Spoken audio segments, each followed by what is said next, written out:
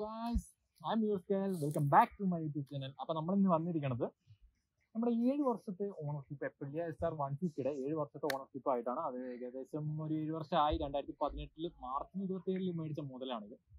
അപ്പോൾ നമുക്ക് ആ ഒരു വീഡിയോയ്ക്ക് പോവാം. പക്ഷെ അതിൻ്റെ മുമ്പേ ഞാനൊരു കാര്യം പറയാം. നിങ്ങൾ ആരെങ്കിലും എപ്രിലിയ എന്ന ഫാമിലിയിൽ എപ്രിലിയ വെസ്പ ഇതിൻ്റെയൊക്കെ പാർട്സിന് ഭയങ്കര കഷ്ടപ്പാടുണ്ടെങ്കിൽ നിങ്ങൾക്ക് എനിക്ക് മെസ്സേജ് ചെയ്യാം. നിങ്ങൾക്ക് വാട്സാപ്പ് വഴിയോ ഇൻസ്റ്റാഗ്രാം വഴിയോ നിങ്ങൾക്ക് മെസ്സേജ് ചെയ്യാം. പാർട്സ് എല്ലാം അവൈലബിൾ ആണ്, എല്ലാ സ്പെയർ പാർട്സും അവൈലബിൾ ആണ്. അപ്പം നിങ്ങൾക്ക് എന്ത് വേണമെങ്കിലും എൻ്റെ അടുത്ത് കോൺടാക്ട് ചെയ്യാം. അതായത് വാട്സാപ്പ് ഏത് വഴിയും കോൺടാക്ട് ചെയ്യാം. നിങ്ങൾക്ക് വേണമെങ്കിൽ വിളിക്കുകയും ചെയ്യാം. നിങ്ങൾക്ക് പാർട്സ് അവൈലബിൾ ആണ്. പിന്നെ നിങ്ങൾക്ക് പെർഫോമൻസ് ലെവലിൽ നോക്കുകയാണെങ്കിൽ പെർഫോമൻസ് പാർട്സ് അവൈലബിൾ ആണ്. നമ്മുടെ സ്റ്റേജ് 1 പെർഫോമൻസ് ലെവൽ ഇപ്പോൾ പാർട്സ് അവൈലബിൾ ആയി വന്നിട്ടുണ്ട്. അപ്പം നിങ്ങൾക്ക് ഈ ഒരു സംഭവത്തിൻ്റെ ഇത് വേണമെങ്കിൽ നിങ്ങൾക്ക് എനിക്ക് കോൺടാക്ട് ചെയ്യാം. അപ്പോൾ നമ്മൾ വഴിയില്ല, നേരെ നമ്മുടെ ചാനലിൽ പോവാം. ഏകദേശം 7 വർഷത്തെ ഒരു ഓണർഷിപ്പ് കഥയാണ് പറയുന്നത്. അപ്പോൾ എന്നെ സംബന്ധിച്ചിടത്തോളം നമ്മുടെ വണ്ടി ഇപ്പം എന്തുകൊണ്ട് ഞാനൊരു വണ്ടിക്ക് അപ്ഗ്രേഡ് ആവണില്ല എന്ന് ചോദിച്ചു കഴിഞ്ഞാൽ, ഒന്നാമത്തെ കാര്യം ഫണ്ടിൻ്റെ കാര്യം തന്നെയാണ്. അതായത് ഫണ്ടില്ലാത്തതുകൊണ്ടുള്ള കാര്യം. പക്ഷെ അപ്ഗ്രേഡ് ചെയ്യുമ്പോഴും ഞാൻ ഈ ഒരു മോഡലിനെ വിൽക്കും എന്നുള്ള കാര്യത്തിൽ ഒരിതും വേണ്ട, ഞാൻ വിൽക്കില്ല. കാരണം എന്നെ സംബന്ധിച്ച് ഈ ഒരു വണ്ടി തരാനുള്ള ആ ഒരു പെർഫോമൻസിൽ അല്ലെങ്കിൽ ആ ഒരു റേറ്റിൽ തരാനുള്ള എല്ലാം എനിക്ക് തന്നിട്ടുണ്ട്. കാരണം ഞാൻ ഇത് വാങ്ങിയത് ഏകദേശം 2018 മാർച്ച് 27-നാണ് ഞാൻ ഇത് വാങ്ങിയത്. ആ ഒരു ടൈമിൽ ഞാൻ കൊടുത്ത വില എന്ന് പറഞ്ഞാൽ 80,000 രൂപ. അപ്പോൾ ആ ഒരു ബഡ്ജറ്റിൽ അനുസരിച്ച് എനിക്ക് തരാനുള്ള എല്ലാ പെർഫോമൻസ് ലെവലിലാണെങ്കിലും ബഡ്ജറ്റ് ഫ്രണ്ട്ലി ആ ഒരു നിരക്കിലാണെങ്കിലും എനിക്ക് വണ്ടി തന്നിട്ടുണ്ട്, അന്നത്തെ കാലം തൊട്ട് ഇന്ന് വരെ. പിന്നെ അതിൻ്റെ ഒരു ലുക്കിലും വർക്കിലും എല്ലാത്തിലും അതിന് തരാനുള്ള, അതായത് ബാക്കിയുള്ള എവിടെ കൊണ്ടുപോയി വെച്ചാലും, ഇപ്പോഴും ഈ വണ്ടി പലയിടത്തും കൊണ്ടുപോയി വെച്ചാലും ആൾക്കാരിൽ നിന്ന് നമുക്ക് കിട്ടുന്ന ഒരു റെസ്പോൺസ് ഉണ്ടല്ലോ, അത് വേറൊരു ലെവൽ തന്നെയാണ്. പിന്നെ ഞാൻ ഈ ഒരു യൂട്യൂബ് തുടങ്ങാനുള്ള ഒരു കാര്യം ഇവൻ തന്നെയാണ്. അല്ലെങ്കിൽ ഞാനിപ്പോൾ യൂട്യൂബിൽ പോലും ഉണ്ടാവുമെന്ന് എനിക്ക് സംശയമാണ്. കാരണം ഇവനുള്ളതുകൊണ്ടാണ് എപ്രിലിയ എന്നുള്ളൊരു കണ്ടന്റിൽ വെച്ച് തന്നെ ഞാൻ ഈ യൂട്യൂബ് തുടങ്ങി. നിങ്ങൾക്ക് എൻ്റെ യൂട്യൂബ് ചാനൽ കാണാത്തവരാണെങ്കിൽ, ഇതുവരെ കാണാത്തവരാണെങ്കിൽ എൻ്റെ യൂട്യൂബ് ചാനൽ നോക്കി നിങ്ങൾക്ക് മനസ്സിലാവും. ഞാൻ ഇതുവരെ വേറൊരു വണ്ടിയുടെയും അധികം ചെയ്തിട്ടില്ല. ഇനിയും അങ്ങനെ ചെയ്തിട്ടുണ്ടെങ്കിൽ ഏകദേശം 2-3 വണ്ടികളാണ്. അതും എനിക്ക് നല്ല ഓർമ്മയുണ്ട്. അതും എനിക്ക് അത്രയും അറിയണ ഒരു വണ്ടികളായിരിക്കും. അത് അല്ലാതെ ബാക്കിയുള്ളത് ഫുള്ള് ഞാൻ ഇവനെ വെച്ചിട്ടുള്ളതാണ്. ഫുൾ എപ്രിലിയ കണ്ടന്റ്സ് ആണ്, എല്ലാ എപ്രിലിയ കണ്ടന്റ്സ്. അതുകൊണ്ട് ഞാനൊരു യൂട്യൂബിൽ വന്ന ഒരു കാര്യം തന്നെ ഇവൻ കാരണമാണ്, അല്ലെങ്കിൽ ഞാൻ യൂട്യൂബ് ചെയ്യും. അപ്പോൾ അങ്ങനെ ഒരാളെ ഞാൻ ഒരിക്കലും ഒരു അപ്ഗ്രേഡേഷൻ ഉണ്ടായാൽ കളയില്ല. അപ്പോൾ ഞാൻ എന്താ പറഞ്ഞില്ല. അപ്പോൾ ആ ഒരു കാര്യത്തിൽ ആർക്കും ഒരു സംശയം വേണ്ട. കുറേ പേര് എൻ്റെ അടുത്ത് ചോദിക്കുന്നുണ്ട്, എന്തിനീ സ്കൂട്ടർ എന്നുള്ളൊരു ലെവലിൽ ചോദിക്കുന്നുണ്ട്. അതായത് എന്തുകൊണ്ട് ഈ സ്കൂട്ടർ എടുത്തു. ഇപ്പോൾ പല ബൈക്സും ഈ ഒരു ലെവലിൽ പൈസ കിട്ടും. അതായത് എപ്രിലിയുടെ ഇപ്പോഴത്തെ ഒരു മാർക്കറ്റ് പ്രൈസ് BS6 എഡീഷൻ എന്ന് പറഞ്ഞു കഴിഞ്ഞാൽ ഏകദേശം 1.5 ലക്ഷം ഉണ്ട്. അതിൽ എയറോക്സ് കാര്യങ്ങൾ നിങ്ങൾക്ക് അറിയാം, 1.5 ലക്ഷം ഉണ്ട്. അപ്പോൾ വൈ എ സ്കൂട്ടർ എന്നാണ് എല്ലാവരും ചോദിക്കണം. അപ്പോൾ അതിൻ്റെ ഉത്തരം എന്ന് പറഞ്ഞു കഴിഞ്ഞാൽ, ഞാൻ ഒന്നുമല്ലാത്ത കാലത്ത് എൻ്റെ അടുത്തേക്ക് വന്നത്, അതായത് എൻ്റെ അടുത്ത് പൈസ അല്ല, ഒരു ബഡ്ജറ്റ് ഫ്രണ്ട്ലി എൻ്റെ ഒരു ഇതിൽ ആ കാലത്ത് വന്നവനാണ്. അപ്പോൾ ആ ഒരു ഇതിൽ ആ ഒരു പെർഫോമൻസിൽ കിട്ടുന്ന ഏറ്റവും ബെസ്റ്റ് സ്പോർട്സ് സ്കൂട്ടർ, ഏറ്റവും യുണീക്ക് സ്കൂട്ടർ എപ്രിലിയ SR 150 ആയിരുന്നു. സത്യം പറയുകയാണെങ്കിൽ ആ ഒരു ഇതൊന്നും ഇപ്പോൾ അധികം വലിയ സ്കൂട്ടർ, അതായത് എപ്രിലിയയുടെ SR 150 ആയിക്കോട്ടെ, SR 125 ആയിക്കോട്ടെ, സ്റ്റോം ആയിക്കോട്ടെ, XR 150 ആയിക്കോട്ടെ, ഒന്നിനും കിട്ടില്ല. അതായത് BS4 എഡീഷനിൽ 2016 തൊട്ടിട്ട് 2018 വരെ പുറത്തു വന്ന മോഡലുകളുണ്ടല്ലോ, അതിൽ ഒരു മോഡലാണ് ഇവൻ. അപ്പോൾ ആ മോഡലുകളുടെ ഒരു പെർഫോമൻസ് ഇപ്പോഴത്തെ എപ്രിലിയ കാഴ്ചവെക്കുന്നില്ല. അത് ഒന്നാമത്തെ കാര്യം. അപ്പോൾ എന്തുകൊണ്ടാ വെച്ചാൽ ഞാൻ ഒറ്റ കാരണം കൊണ്ടാണ് ഇവനെ വിൽക്കാത്തതും. കാരണം നിങ്ങൾക്ക് പറയാം, കൂടുതൽ പേരും എപ്രിലിയ എന്നുള്ളൊരു വണ്ടിക്ക് ഡ്രീം സ്കൂട്ടറായിട്ട് ഇപ്പോൾ കുറേ പേരുടെ എപ്രിലിയ ഉണ്ട്. കാരണം ഞാൻ യൂട്യൂബ് ചെയ്യുന്ന ടൈമിൽ ഏകദേശം എൻ്റെ ഒരു ഒറ്റ വീഡിയോ ആണ് 26K മേലെ അടിച്ചിട്ടുള്ളത്. അപ്പോൾ ആ ഒരു വീഡിയോ ചെയ്യുന്ന ടൈമിൽ പലരും കമന്റ് സെക്ഷനിൽ വന്ന് പറയാറില്ല, ബ്രോ ഇതെൻ്റെ ഡ്രീം സ്കൂട്ടറാണ്, എനിക്ക് വാങ്ങുന്നുണ്ട്. കുറേ പേര് അങ്ങനെ പറഞ്ഞു. കുറേ പേര് പറഞ്ഞു എൻ്റെ അടുത്ത്, ബ്രോ നിങ്ങൾ ഈ വീഡിയോ കണ്ടിട്ട് ഞാൻ സ്കൂട്ടർ എടുക്കാൻ പോവാം. രണ്ടാമത്തെ സെക്ഷനിൽ അങ്ങനെ പറഞ്ഞു. മൂന്നാമത്തെ സെക്ഷൻ്റെ അടുത്ത് പറഞ്ഞു, ബ്രോ ഞങ്ങൾ സ്കൂട്ടർ എടുത്തു, ബ്രോന്റെ വീഡിയോ അടിപൊളിയായിരുന്നു, ബ്രോ സ്കൂട്ടർ എടുത്തു. അപ്പോൾ ആ ഒരു ഇതില് മീൻസ് ആ ഒരു കാലഘട്ടത്തിൽ ഏറ്റവും ബെസ്റ്റ് സ്കൂട്ടറായിട്ട് വന്നതാണ്. അപ്പൊ ഇപ്പോഴും ചിലർ വാങ്ങണത് ഈ ഒരു എഡീഷൻ, അതായത് BS6 പോകണില്ല. ചിലർ വന്ന് പറയണത് BS4 നല്ല വണ്ടി കിട്ടാനുണ്ടോ ബ്രോ, ഉണ്ടെങ്കിൽ ഞങ്ങൾ ആ വണ്ടി എടുക്കുള്ളൂ. കാരണം BS6 ആരും പോകണില്ല. അങ്ങനെ എടുത്തും പേരുണ്ട്. അപ്പോൾ എന്നെ സംബന്ധിച്ചിടത്തോളം ഞാൻ ബൈക്കിക്ക് മൂവ് ആവുക വെച്ച് കഴിഞ്ഞാൽ, എനിക്ക് ബൈക്കിക്ക് മൂവ് ആവാൻ നല്ല ആഗ്രഹമുണ്ട്. ഞാൻ ബൈക്കിക്ക് മൂവ് ആവുകയും ചെയ്യും. പക്ഷെ എനിക്ക് സ്കൂട്ടർ ബേസിൽ ഈ ഒരു സ്കൂട്ടറിൽ ഭയങ്കര താല്പര്യമാണ്. എനിക്ക് റൈഡ് പോകും, ഞാൻ അധികവും ലോങ് റൈഡ്സ് പോകും ഈ വണ്ടിയിൽ തന്നെയാണ്. സോ എനിക്കൊരു ഇഷ്യൂസ് അല്ലെങ്കിൽ ബൈക്കില്ല അല്ലെങ്കിൽ ഒരു ബൈക്കർ അല്ല എന്നുള്ള ഒരു തോന്നലൊന്നും എനിക്ക് ഇതുകൊണ്ട് കൂടിയിട്ട് വന്നിട്ടില്ല. അപ്പൊ നിങ്ങൾക്ക് കാര്യം ക്ലിക്ക് ആവുമെന്ന് എനിക്ക് തോന്നുന്നു. ഓക്കെ, അപ്പോൾ ഇത്രയും കാലമായിട്ട് ഞാൻ എൻ്റെ വണ്ടിയിൽ എന്ത് ചെയ്തെന്ന് ചോദിച്ചു കഴിഞ്ഞാൽ അധികം വലിയ ഇതിലൊന്നും ചെയ്തിട്ടില്ല. ഞാനിപ്പോൾ ഏകദേശം ടെയിൽ കട്ട് ചെയ്തിട്ടുണ്ട്. ആ ടെയിൽ കട്ട് ചെയ്തിട്ട് നമ്മൾ നൈസായിട്ട് പണിത് വെച്ചിട്ടുണ്ട്. പിന്നെ വണ്ടി സ്റ്റിക്കർ വർക്കും കാര്യങ്ങളൊക്കെ മാറ്റിയിട്ട് ഫുള്ള് മാറ്റാക്കി. പിന്നെ നമ്മൾ എക്സോസ്റ്റ് മാറ്റിയത് അത് എല്ലാവർക്കും അറിയാം. എൻ്റെ ഒരു ബാരലിൻ്റെ ബ്ലേസ് പറഞ്ഞിട്ടൊരു സാധനമായിരുന്നു. അപ്പോൾ അതും കുറച്ച് യൂണീക്ക് ആയിട്ടുള്ള സാധനം, കാരണം കുറച്ച് റയറായിട്ട് അതിൽ ഇറക്കിയ സാധനമാണ്. അതും കുറച്ച് യൂണീക്കാണ്. അപ്പോൾ ആ സാധനം ആയിരുന്നു അതിപ്പോൾ ഊരി വെച്ചിട്ടുണ്ട്. കാരണം അതിപ്പോൾ കുറച്ച് ട്രസ്റ്റ് വന്നോട് കൂടിയിട്ട് അപ്പോൾ ഒന്ന് കോട്ടിംഗ് ഒക്കെ ചെയ്ത് കയറ്റാന്നുള്ളൊരു ലെവലില്ല. പിന്നെ വണ്ടി കുറച്ചും കൂടി അപ്ഗ്രേഡ് ചെയ്യണമെന്നുണ്ട്. എക്സോസിൻ്റെ കാര്യത്തിലാണ് ഞാൻ പറയുന്നത്. അപ്പോൾ കുറച്ചും കൂടി ഇവിടെ എക്സോസ്റ്റ് കുറച്ച് മൂവ് ചെയ്ത് ഇങ്ങോട്ട് വെക്കണമെന്നുണ്ട്. അങ്ങനെ കുറച്ച് പണികൾ ചെയ്യണമെന്നുണ്ട്. അപ്പോൾ ഇപ്പം അതുവരെ വണ്ടി ചെയ്തിട്ടുള്ളൂ. പക്ഷേ ഈ ഒരു അപ്ഗ്രേഡേഷനിൽ കൂടുതൽ ഇനി പെർഫോമൻസ് ലെവലിലും കൂടി നോക്കിക്കഴിഞ്ഞാൽ വണ്ടിയുടെ പണി ടോട്ടൽ നിർത്താനാണ് എൻ്റെ പ്ലാൻ. അതായത് പെർഫോമൻസ് ലെവലിലും കൂടി ഇപ്പോൾ കൂടുതൽ മോഡിഫിക്കേഷൻ അല്ലെങ്കിൽ കാഴ്ചയിൽ കൂടുതൽ ആഡംബരം വരുത്തുക അങ്ങനത്തെ സെറ്റപ്പ് ഒന്നുമില്ല. കാരണം ഈ ഒരു സ്കൂട്ടറിന് വരുത്തുള്ള മാക്സിമം ഞാൻ വരുത്തിയിട്ടുണ്ടെന്നാണ് എൻ്റെ വിശ്വാസം. കാണുന്ന ആൾക്കാരുടെ ഒരു പറച്ചിലിൽ എനിക്ക് മനസ്സിലായതും അതാണ്. അതായത് കൂടുതൽ ചെയ്ത് കഴിഞ്ഞാൽ ചിലപ്പം ബോറാവും. അപ്പോൾ എൻ്റെ ഇതിൽ എന്താ വെച്ചാൽ ഇനി പെർഫോമൻസ് ലെവലിൽ ഒന്ന് ചെയ്ത് കഴിഞ്ഞ് വണ്ടിയുടെ പണി മൊത്തം തീർത്ത് സർവീസ് കാര്യങ്ങളിൽ മാത്രം നോക്കിയിട്ട് മൂവ് ചെയ്യുക. പെർഫോമൻസിൽ മാക്സിമം നോക്കുക.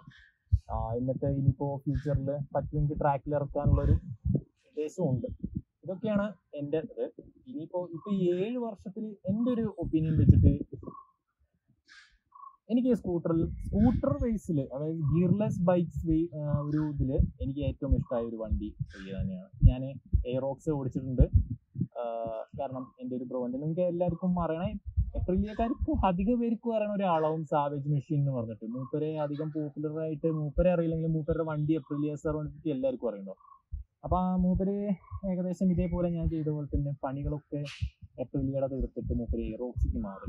അപ്പം ഞാൻ മൂപ്പരോട് ചോദിച്ചത്, ഞാൻ ഈ സെയിം ക്വസ്റ്റ്യൻ മൂപ്പരോട് ചോദിച്ചിട്ടുണ്ട്. അതായത് എന്തുകൊണ്ട് എയറോക്സ്, അതായത് ഒരു ബൈക്ക് എടുക്കായിരുന്നില്ല ഈ ഒരു പ്രൈസിന്. മൂപ്പര് പറഞ്ഞ മൂപ്പർക്ക് ആ ഒരു വണ്ടിയിലാണ് താല്പര്യം എന്നാണ് മൂപ്പര് പറഞ്ഞത്. അപ്പോൾ സത്യം പറഞ്ഞ ഈ ഒരു വണ്ടിയിൽ ഞാൻ പെർഫോമൻസിന്റെ കാര്യത്തിലും എല്ലാവരിലും ഇങ്ങനെ കോൺഫിഡൻസ് ആയി സംസാരിക്കും. കാരണം തന്നെ സാവേജ് മെഷീൻ പറഞ്ഞിട്ടുള്ള ആളാണ്. കാരണം മൂപ്പരാണ് എനിക്ക് പലതും പറഞ്ഞു തരാറ്. വണ്ടിക്ക് എന്തെങ്കിലും ഉണ്ടെങ്കിൽ പലതും എനിക്ക് പറഞ്ഞു തരാറ്. പെർഫോമൻസിന്റെ കാര്യത്തിൽ എന്താണെങ്കിലും പലതും പറഞ്ഞു തരാറ് മൂപ്പരാണ്. അത് ഇന്നേ വരെ കഴിഞ്ഞൊരു 1.5 വർഷമായിട്ട് എല്ലാം മൂപ്പരാണ് എനിക്ക് പറഞ്ഞു തരാറ്. എന്തെങ്കിലും ഡൗട്ട് ഉണ്ടെങ്കിൽ ഞാൻ മൂപ്പരെ വിളിക്കാറുള്ളതല്ല. അതുകൊണ്ട് തന്നെ മൂപ്പരടക്കം ഒരു വണ്ടിക്ക് അപ്ഡേറ്റ് ചെയ്തിട്ട് കളയാത്തൊരു സാധനമാണ് SR150 എന്ന് പറയുന്നത്. എൻ്റെ 2018 മോഡലാണെങ്കിൽ മൂപ്പര 2017 മോഡൽ എഡീഷൻ ആണ്, വൈറ്റ് കളർ. അപ്പൊ നിങ്ങൾക്ക് എല്ലാവരും കണ്ടിട്ടുണ്ടാവും ഏപ്രിൽ. കാരണം കണ്ടിട്ടില്ലെങ്കിൽ ഞാൻ ഇടാം. ഇതാണ് സാധനം. ഈ സാധനം കാണാത്ത ഒരു എപ്രിലിയ മലയാളികളും ഉണ്ടാവില്ല എന്നാണ് എനിക്ക് തോന്നുന്നത്. ഓക്കെ, അപ്പൊ ഞാൻ പറഞ്ഞു തരുന്നത് എന്താ വെച്ചാൽ, അത്രയും ഒരാൾക്ക് മീൻസ് ഇറങ്ങിയപ്പോൾ പോക്കറ്റ് റോക്കറ്റ് ആണ് അങ്ങനത്തെ ഒരു ലെവലൊക്കെ വന്നിരുന്നത്. സത്യം പറഞ്ഞ് ഞാൻ ഇവനെ പരിചയപ്പെടുന്നത് എങ്ങനെയാ വെച്ചാൽ, ഞാൻ റോട്ടിൽ കൂടെ നടന്നു പോകുമ്പോൾ ഒരു ചേട്ടൻ ഓടിച്ചു പോണത് കണ്ടിട്ട് എനിക്ക് ഇഷ്ടമായ ഒരു വണ്ടിയാണ്. പക്ഷെ അന്ന് ഞാൻ വിചാരിച്ചിരുന്നത് ജസ്റ്റ് ഒരു KTM വണ്ടിയാണെന്ന്, അതായത് KTM ഇറക്കിയ ഒരു സ്പോർട്സ് സ്കൂട്ടർ ആണെന്നാണ് ഞാൻ അപ്പോഴും വിചാരിച്ചിരുന്നത്. പിന്നെ ഇതിനോടുള്ള ആഗ്രഹം മൂത്ത് ഇതിനെ പറ്റി അറിയാൻ ശ്രമിച്ച് പിന്നെ പാലക്കാട് നേരെ വിട്ട് അപ്പൊ തന്നെ ഇറക്കി കൊടുക്കുന്ന ഒരു സാധനമാണിത്. ഓക്കെ, അന്ന് ഇറക്കി കൊടുക്കുന്ന സാധനമാണ്. അതുകൊണ്ട് എൻ്റെ ഒരു കൺസെപ്റ്റ് അനുസരിച്ച് അധികം ഈ ഒരു വണ്ടീനെ അറിഞ്ഞ ആൾക്കാർ ആരും ഇതിനെ കൊടുക്കില്ല. അതായത് വേറൊരു വണ്ടിക്ക് അപ്ഗ്രേഡ് ചെയ്യുകയാണെങ്കിൽ പോലും ഒരു സൈഡ് മീൻസ് നമ്മുടെ ഒരു ഇതായിട്ട് ഈ ഒരു വണ്ടി വെക്കും. അതെനിക്ക് 100% ഉറപ്പാണ്. ഈ വണ്ടി തൊട്ടറിഞ്ഞ ആൾക്കാരാണെങ്കിൽ അല്ലെങ്കിൽ ഈ വണ്ടി മനസ്സിലാക്കിയ ആൾക്കാരാണെങ്കിൽ ഉറപ്പായിട്ട് ഈ വണ്ടി കൊടുക്കില്ല എന്ന് എനിക്ക് ഉറപ്പ്. കാരണം ഇതിപ്പോൾ പണി കിട്ടിയിട്ടുണ്ടോ അല്ലെങ്കിൽ കുറെ പേർക്ക് മൈലേജ് ഷോർട്ട് കാര്യങ്ങളൊക്കെ വരാറുണ്ട്. അതെനിക്ക് അറിയാം നന്നായിട്ട്. കുറെ പേർക്ക് പവർ ലോസ് വരുന്നുണ്ട്, ത്രോട്ടിൽ ബോഡി കംപ്ലൈന്റ് വരുന്നുണ്ട്. പക്ഷെ ഈ ഒരു കംപ്ലൈന്റ് വരുന്നത് ഞാൻ പറഞ്ഞുതരാം. മിക്കതും BS6 വണ്ടികൾക്കാം, അതും SR150 BS6 വണ്ടികൾക്കാം മിക്ക കംപ്ലൈൻറ്റ്സ് ഉണ്ട്. അതായത് ത്രോട്ടിൽ ബോഡി കംപ്ലൈന്റ് ആവുന്നുണ്ട്, വണ്ടി 80ന്റെ മേലെ കയറുന്നില്ലേ, ത്രോട്ടിൽ ബോഡി കംപ്ലൈന്റ് ആണ്. അതേപോലെ തന്നെ മൈലേജ് ഷോർട്ട് വരുന്നുണ്ട്. 15 വരെ മൈലേജ് കിട്ടുന്ന ആൾക്കാരുണ്ട്. അതുകൊണ്ട് ഇപ്പോഴത്തെ ഒരു എഡീഷൻ വണ്ടികളെ ഞാൻ സപ്പോർട്ട് ചെയ്യുന്നില്ല. അതായത് BS6 എഡീഷൻ വണ്ടികളെ ഞാൻ സപ്പോർട്ട് ചെയ്യുന്നില്ല. മൈലേജ് ഷോർട്ട് വരുന്നുണ്ട്, പവർ ലോസ് വരുന്നുണ്ട്, ത്രോട്ടിൽ ബോഡി കംപ്ലൈന്റ്. ഈ ത്രോട്ടിൽ ബോഡി മാറിയോ ഏകദേശം 9,000 to 10,000 രൂപ വരെയാണ് ത്രോട്ടിൽ ബോഡിയുടെ പ്രൈസ്. ഇത് മാറിയാലും again ഈ ഒരു ഇഷ്യൂ വരുന്നതായിരിക്കും. അപ്പോൾ ഞാൻ ഇനി വണ്ടിയുടെ കുറച്ച് കാര്യങ്ങൾ പറഞ്ഞുതരാം. അതായത് ഞാൻ ഫേസ് ചെയ്ത കുറച്ച് ഇഷ്യൂസ് എന്ന് പറഞ്ഞു കഴിഞ്ഞാൽ ഇഷ്യൂസ് ഒക്കെ ഉണ്ട്. അതായത് എന്നെപ്പോലെ ഒരാൾ നോക്കി നടത്തുകയാണെങ്കിൽ ഈ ഒരു വണ്ടിക്ക് കുഴപ്പമൊന്നുമില്ല. കാരണം ഈ വണ്ടിയുടെ ഫ്രണ്ട് ടോക്ക് വരുന്നത് ഭയങ്കര ഹാർഡായിട്ടായിരുന്നു. അതുകൊണ്ട് തന്നെ ഒരു നോർമൽ കേസ് ഒരാൾക്ക് കൊണ്ടുപോയിട്ട് വീട്ടിലത്തെ കാര്യങ്ങൾക്കോ അല്ലെങ്കിൽ വീട്ടിലത്തെ യൂസ് ചെയ്യാൻ പറ്റുന്ന ഒരു വണ്ടിയാണെന്ന് എനിക്ക് ഇതുവരെ തോന്നിയിട്ടില്ല. ഞാൻ അതിൻ്റെ വീഡിയോ ചെയ്തിട്ടുണ്ട് ഇതിന് മുമ്പ്. അതേപോലെ തന്നെ വേറെ ഒരു ഇഷ്യൂ എന്ന് പറയുകയാണെങ്കിൽ എനിക്കൊന്നും തോന്നിയിട്ടില്ല. എനിക്ക് ആകെ ഷോക്കിന്റെ കംപ്ലൈന്റ് മാത്രം, ഫ്രണ്ട് ഷോക്കിന്റെ കംപ്ലൈന്റ് മാത്രമേ തോന്നിയിട്ടുള്ളൂ. കാരണം ഈ ഒരു റാൽക്കോ ടയർ ഇട്ടാൽ അത് കുറച്ചും കൂടി കൂടും. അതുകൊണ്ട് ഞാൻ ഇപ്പോൾ ആർക്കും റാൽക്കോ ടയർ അധികം പറഞ്ഞു കൊടുക്കാറില്ല, ഇത് ഇട്ടോളൂ പറഞ്ഞിട്ട് പറഞ്ഞു കൊടുക്കാറില്ല. കാരണം റാൽക്കോ ടയർ ഇട്ട് കഴിഞ്ഞ പ്രശ്നം എന്താ വെച്ചാൽ ചെറിയ കട്ട് വരെ നമ്മൾ വളരെ സ്ലോ ആക്കി, എനിക്ക് തോന്നുന്നു 3-ലോ 4-ലോ സ്പീഡ് വൈസാണ് പറയണത്, 3-ലോ 4-ലോ ആക്കിയിട്ട് നമ്മളൊരു ഗട്ടർ ചാടേണ്ട വരെ വരും. അതിലും നമ്മൾ ഇനി അറിയാതെ ഏതെങ്കിലും നല്ലൊരു ഗട്ടറിൽ ചാടി കഴിഞ്ഞാൽ ചിലപ്പോൾ ഓയിൽ സീൽ വരെ പൊട്ടും. പോയി 1000 രൂപ കയ്യിൽ നിന്ന്. അപ്പോൾ അങ്ങനത്തെ ഒരു ഇഷ്യൂ എനിക്ക് പറയാനുണ്ട്. വേറെ ഇഷ്യൂസും കാര്യങ്ങളൊന്നും ഈ ഒരു വണ്ടിയിൽ. പിന്നെ ഹെഡ് ലാമ്പ് വളരെ മോശമാണ്. അത് നമ്മൾ കൊണ്ടു നടക്കുക. ഞാൻ ജസ്റ്റ് ആ ഒരു ഹെഡ് ലാമ്പിനോട് ഇഷ്ടമായി, കാരണം ഇതുപോലെ ഹെഡ് ലാമ്പിനോട് ഇഷ്ടമായതുകൊണ്ട് മാത്രമാണ് അത് മാറ്റാത്തത്. എനിക്ക് RC പ്രൊജക്ടർ കയറ്റണമെന്നുണ്ടായിരുന്നു, അങ്ങനത്തെ കുറച്ച് സെറ്റപ്പും കാര്യങ്ങളും ഉണ്ടായിരുന്നു. പക്ഷെ അത് കയറ്റി കഴിഞ്ഞാൽ ആ ഒരു എപ്രിലിയ പറയുന്ന വണ്ടിയിലൊരു ലുക്ക് വൈസിൽ പോകും. അപ്പോൾ അതുകൊണ്ട് അത് കയറ്റരുത്. അതിന് പകരം ഞാൻ ഇവിടെ ഒരു ഫോഗ് ലൈറ്റ് കൊടുക്കണം എന്നുണ്ട്, ഈ സ്റ്റോക്കിൻ്റെ അവിടെ ആയിട്ട് ഒരു ഫോഗ് ലൈറ്റ് കൊടുക്കണം എന്നുണ്ട്. അപ്പോൾ ഈ ഒരു 2 കംപ്ലൈൻ്റ് ആണ് എനിക്ക് അധികം ഫീൽ ആയത്. അതായത് ഫ്രണ്ട് സസ്പെൻഷൻ്റെയും അതേപോലെ ഹെഡ് ലാമ്പിൻ്റെയും കാര്യങ്ങൾ വളരെ മോശമാണ്, അത് യോജിക്കുന്നു. പക്ഷേ ബാക്കിയുള്ള കാര്യത്തിലൊക്കെ നോക്കുകയാണെങ്കിൽ വണ്ടി ഓക്കെയാണ്. ഒരു നല്ല ഒരു മിഡിൽ ക്ലാസ് ബോയിന് വാങ്ങിയിട്ട് റൈഡ് ചെയ്യാൻ പറ്റുന്ന ഒരു വണ്ടി തന്നെയാണ്. കാരണം നമ്മുടെ കയ്യിൽ അധികം ബൈക്ക് മേടിക്കാനുള്ള പൈസയും കാര്യങ്ങളൊന്നും ഇല്ലെങ്കിൽ അന്ന് നമുക്ക് വാങ്ങിയിട്ട് ആ ഒരു പവർഫുൾ ഒരു സ്കൂട്ടർ ബേസിൽ നോക്കുകയാണെങ്കിൽ കണ്ടു കഴിഞ്ഞാൽ എല്ലാവരും ചൂസ് ചെയ്യുന്നത് ബൈക്ക് പോലെ ഉണ്ടല്ലേ എന്നുള്ളൊരു സെറ്റപ്പാണ്. അപ്പോൾ അതേ ഒരു ഇതിൽ നോക്കുകയാണെങ്കിൽ വണ്ടി ഓക്കെ ആയിരുന്നു. ഓക്കെ, ഇതുവരെ എനിക്ക് വളരെതായിട്ടുള്ള പണിയൊന്നും വണ്ടിയിൽ കിട്ടിയില്ല. ചിലർ പറഞ്ഞു വണ്ടി എടുത്തിട്ട് 2 ദിവസം കഴിഞ്ഞപ്പോൾ തന്നെ മടുത്തു ബ്രോ, ഞാൻ വിൽക്കുകയാണെന്നൊക്കെ പറഞ്ഞിട്ട് ഭയങ്കര ശരിയാണ്. ചിലപ്പോൾ അത് ഓരോരുത്തരുടെ ഇതായിരിക്കും, അതെനിക്കറിയില്ല. പക്ഷെ എന്നെ സംബന്ധിച്ചിടത്തോളം ഈ വണ്ടിയിൽ എനിക്കൊരു പ്രശ്നം വന്നിട്ടില്ല. അതായത് എനിക്ക് കൂടുതൽ കംപ്ലയിൻറ്റ്സ് വന്നത് ഞാൻ പറഞ്ഞല്ലോ, BS6 വണ്ടികൾ ഇറങ്ങാൻ തുടങ്ങിയപ്പോഴാണ് എനിക്ക് കൂടുതൽ കംപ്ലയിൻറ്റ്സ് വന്നത്. അത് ചിലർ ചോദിച്ചിട്ടുണ്ടോ, ചിലപ്പോൾ എപ്രിലിയ നിങ്ങളുടെ ആരുടെയെങ്കിലും വകയായിരിക്കാം, പക്ഷെ ഞാൻ കംപ്ലയിൻറ്റ്സ് വരുന്നുണ്ടെന്ന്. സത്യം പറഞ്ഞ എപ്രിലിയ എൻ്റെ ആരുടെയും വകയല്ല, ഒന്നാമത്തെ കാര്യം. പിന്നെ കംപ്ലയിൻറ്റ്സ് വരില്ല എന്ന് പറഞ്ഞത് നിങ്ങൾ ഇതുവരെ കണ്ടിട്ടില്ല ഞാൻ വേറൊരു എപ്രിലിയ എടുത്തിട്ട് റിവ്യൂ ചെയ്യണത്. ഞാൻ ഇനിയിപ്പോൾ വണ്ടി ഓടിച്ചു നോക്കിയാലും ഞാൻ റിവ്യൂ ചെയ്യണത് എൻ്റെ വണ്ടിയിൽ തന്നെയാവും. അതായത് എൻ്റെ വണ്ടി മുമ്പിൽ നിർത്തി തന്നെയാവും ഞാൻ റിവ്യൂ ചെയ്യണത്. കാരണം എന്താ വെച്ചാൽ എനിക്ക് ഒന്നാമത്തെ കാര്യം, ഞാൻ BS6 വണ്ടി റിവ്യൂ ചെയ്തത് എനിക്ക് കുറേ ഇത് വന്നിരുന്നു. SR125ഉം SR160ഉം XSR160 ഒക്കെ ചെയ്യാൻ പറഞ്ഞിട്ട് എനിക്ക് കമൻറ്റ് ബോക്സിൽ വന്നിരുന്നു. ഞാൻ ചെയ്യാത്ത കാരണം എന്താ വെച്ചാൽ എനിക്ക് ആ വണ്ടി ഇഷ്ടമല്ല. ഒന്നാമത്തെ കാര്യം ഞാൻ തുറന്നു പറയും, എനിക്ക് വണ്ടി ഇഷ്ടമല്ല. എനിക്ക് കമ്പനിയോടുള്ളതല്ല, എനിക്ക് ഈ SR150 ഇറങ്ങിയ ടൈം തൊട്ടിട്ട് ഇതുവരെയുള്ള ഈ വണ്ടിയോടുള്ള ഒരു പ്രത്യേക ഇഷ്ടമാണ്. ഓക്കെ, ആ ഒരു ഇഷ്ടം എനിക്ക് ഇപ്പോഴത്തെ വണ്ടികളില്ല. അതുകൊണ്ടാണ് ഞാൻ ആ വണ്ടി റിവ്യൂ ചെയ്യാത്തത്. പിന്നെ ഇതാണ് എൻ്റെ 7 years ഓണർഷിപ്പിൻ്റെ ഒരു സംഭവം എന്ന് പറയുന്നത്. എനിക്ക് ഈ വണ്ടിയിൽ യാതൊരു പ്രശ്നവും ഇതുവരെ ഹേർട്ട് ചെയ്യണ രീതിയിൽ തോന്നിയിട്ടില്ല. പിന്നെ വണ്ടി ആകുമ്പോൾ ചില ഇഷ്യൂസ് വരും, അത് നമ്മളായിട്ട് സോൾവ് ചെയ്യണം. അങ്ങനെ ഈ ഒരു വണ്ടീനെ ഇഷ്ടപ്പെട്ട് സ്നേഹിക്കുകയാണെങ്കിൽ ഒരു കഷ്ടപ്പെട്ടുള്ള ബുദ്ധിമുട്ട് നിങ്ങൾ സഹിക്കേണ്ടി വരില്ല. അപ്പോൾ ഇതാണ് എൻ്റെ വീഡിയോ.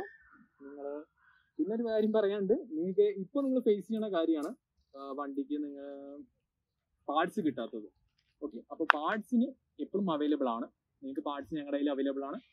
പാർട്സ് വേണ്ടവർ എനിക്ക് വാട്സപ്പ് ത്രൂവോ അല്ലെങ്കിൽ ഇൻസ്റ്റാഗ്രാം വഴിയോ നിങ്ങൾക്ക് മെസ്സേജ് അയക്കാം. അപ്പോൾ പാർട്സ് എപ്പോഴും അവൈലബിൾ ആണ്. അത് ഏത് സ്പെയർ പാർട്സ് ആണെങ്കിലും നിങ്ങൾക്ക് അവൈലബിൾ ആണ്. അതേപോലെ തന്നെ നിങ്ങൾക്ക് വണ്ടിയുടെ പെർഫോമൻസ് പാർട്സ് അവൈലബിൾ ആണ്. ആ സ്റ്റേജ് 1 പെർഫോമൻസ് പാർട്സ് അവൈലബിൾ ആണ്. 3 കോംബോ വെച്ചിട്ട് നമ്മൾ തരുന്നതായിരിക്കും. അത്യാവശ്യം നല്ല റേറ്റിൽ നമ്മൾ സെറ്റാക്കി തരും. അപ്പോൾ bye guys, this is my video. Please like and subscribe my channel. പിന്നെ ആ ബെൽ ഐക്കൺ കൂടി ഞാൻ അടിച്ചു പൊളിച്ചോ. ബൈ.